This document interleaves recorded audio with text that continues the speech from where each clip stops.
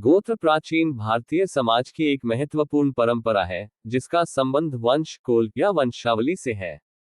इसका उपयोग मुख्य रूप से हिंदू समाज में होता है और यह व्यक्ति की वंशीय पहचान को दर्शाता है। गोत्र का उल्लेख सबसे पहले वैदिक साहित्य में मिलता है और इसे ऋषियों से जोड़ा गया है। संस्कृत में गोत्र का शाब्दिक अर्थ है गायों का समूह या रक्षा करने वाला। परंपरागत रूप से गोत्र एक विशेष ऋषि के वंशजों के समूह का प्रतिनिधित्व करता है।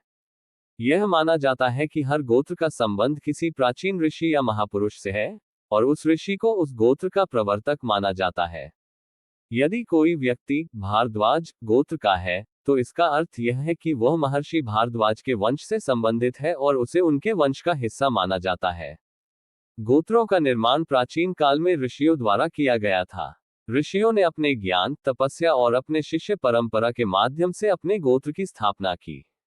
उनके शिष्य, अनुयायी और उनके वंशज उन्हीं ऋषियों के नाम पर गोत्र धारण करने लगे।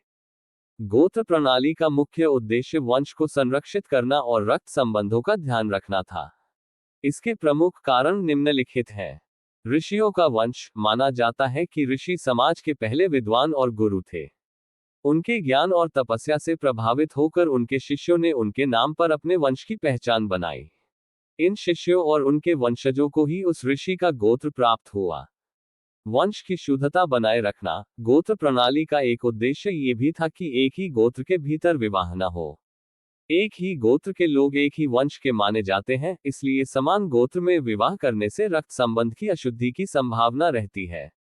इसीलिए गोत्र की व्यवस्था की गई ताकि यह सुनिश्चित किया जा सके कि निकट संबंधियों के बीच विवाह न हो। पारिवारिक और सामाजिक पहचान। गोत्र की प्रणाली ने प्रत्येक व्यक्ति को एक विशिष्ट पहचान दी, जिससे उनके पूर्वजों का सम्मान बना रहा। यह परिवार की सामाजिक संरचना और व्यक्तिगत पहचान को भी मजबूत करती है। प्रमुख ऋषियों के नाम पर बने गोत्रों के कुछ प्रमुख उदाहरण निम्नलिखित हैं। 1. अत्रि। 2. भारद्वाज। 3. कश्यप। 4. कौशिक। 5. वशिष्ठ।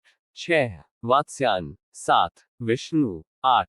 सांडिल्य। 9. जमदग्नि। 10. गौतम। प्राचीन ग्रंथों के अनुसार सबसे प्रमुख गोत्रों में सप्तऋषियों अत्रि, भृगु, कश्यप, वशिष्ठ, गौतम, जमदग्नि, विश्वामित्र के नाम से गोत्रों का आरंभ हुआ।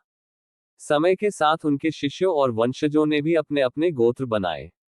हिंदू धर्म में समान गोत्र में विवाह को वर्जित माना गया है, क्योंकि इसे भाई बहन के रिश्ते की तरह देखा जाता है। समान गोत्र में विवाह करने से वंश पर नकारात्मक प्रभाव होने की संभावना मानी जाती है। गोत्र एक महत्वपूर्ण पारंपरिक व्यवस्था है, जो हिंदू समाज में वंश, पहचान और सामाजिक संरचना को बनाए रखने के लिए बनाई गई थी। यह प्रणाली व्यक्ति के ऋषि वंश का प्रतिनिधित्व करती है और इसे परिवार और सामाजिक संबंधों में विशेष महत्व प्राप्त है।